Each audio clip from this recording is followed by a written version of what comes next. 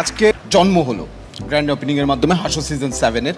তো আমি একটু নস্টালজিক হয়ে গেছি যে আমারও জন্মের একটা কথা মনে পড়েছে। আমার যখন জন্ম হলো তখন নার্সরা বলল যে আমার বাবাকে যে আসেন আপনার ছেলে হয়েছে দেখে যান।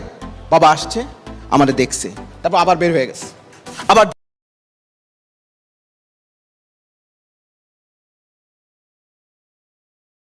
কিন্তু সন্তান দেখার পর আমার কি লেগে জানি এটার বার্ন ইউনিট মনে হচ্ছে।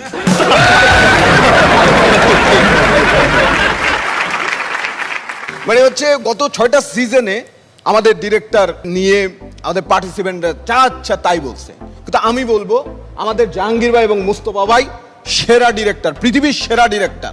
কেন সেরা তারা আমি বলি কেন? তারা এমন ডিরেক্টর, তাদের কাছে যখন আমি ভাত চাই তারা আমাকে কাচ্চি দেয়। বাহ, যখন আমি ভাত চাই তারা আমাকে কাচ্চি দেয়, দুধ চাইলে ক্ষীর দেয়, পেমেন্ট চাইলে গালি দেয়।